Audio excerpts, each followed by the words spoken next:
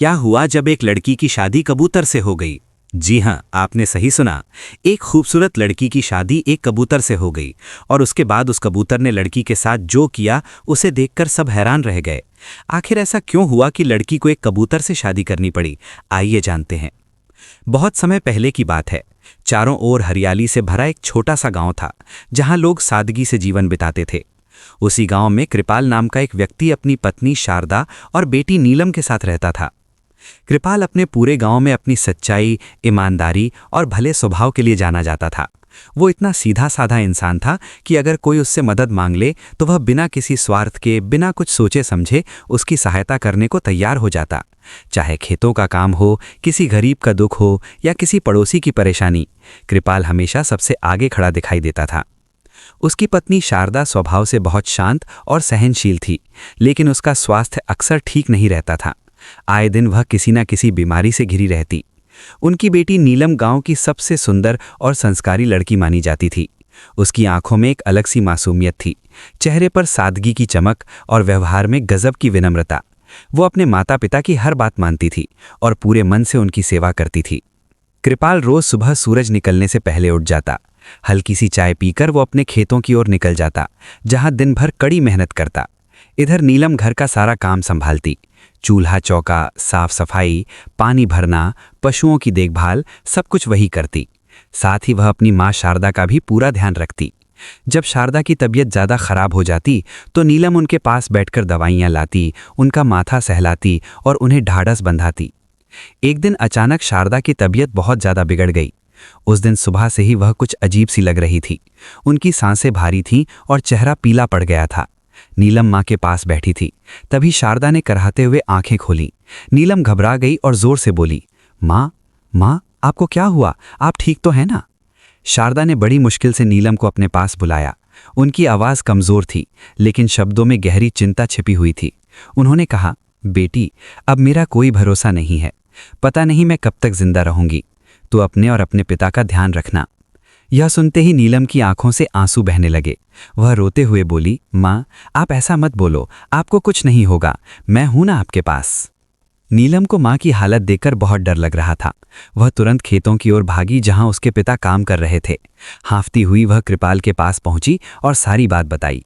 कृपाल सब कुछ छोड़कर तुरंत घर की ओर दौड़ा, लेकिन जब वह और नीलम घर पहुंचे तब तक बहुत देर हो चुकी थी। शारदा इस दुनिया को छोड़ चुकी थी। यह देखकर नीलम जोर जोर से रोने लगी। वह माँ के शरीर से लिपटकर बिलखती हुई बोली, नहीं माँ, आप हमें छोड़कर नहीं जा सकती। मेरे बिना आप कैसे चली गईं? उस दिन कृपाल भी फूट फूट कर रोया। उसका जीवन साथी, जिसने हर सुख दुख में उसका साथ दिया था, उसे अकेला छोड़कर चली गई थी। घर में सन्नाटा छा गया। वह घर जो कभी शारदा की मौजूदगी से भरा रहता था, अब सूना साना लगने लगा। धीरे धीरे समय बीतने लगा, लेकिन कृपाल के दिल का खालीपन कम नहीं हुआ। वह रोज की तरह खेतों में जाता, मेहनत करता, पर उसका मन किसी भी काम में नहीं लगता। उसे हर पल शारदा की याद सताती। नीलम अपने पिता की हालत देखकर बहुत दुखी होती। वह खुद भी माँ को याद करके रोती, लेकिन पिता के सामने अपने आंसू छिपाने की कोशिश करती। एक शाम जब कृपाल थका हारा घर लौटा तो उसका चेहरा बहुत उदास था। नीलम यह देखकर अपने आंसू नहीं रोक पाई। वह पिता के पास आई और बोली, पापा, आप इतना काम मत किया करो, अपनी सेहत का भी ध्यान रखिए। कृपाल ने नीलम को अपने पास बिठाया और भारी मन से कहा, बेटी, अगर मैं काम नहीं करूंगा तो घर कैसे चलेगा? तुम्हारा विवाह कैसे होगा? यह सुनकर नीलम रो पड़ी। वह बोली, पापा, मैं शादी नहीं करूंगी, मैं आपको छोड़कर कहीं नहीं जाऊंगी। कृपाल ने उदासी भरे स्वर में कहा, बेटी, हर लड़की को एक दिन अपना घर छोड़ना ही पड़ता है। कुछ दिन इसी तरह बीतते गए। फिर एक दिन शाम को कृपाल घर जल्दी लौटा। उस दिन उसके चेहरे पर कई दिनों के बाद मुस्कान थी।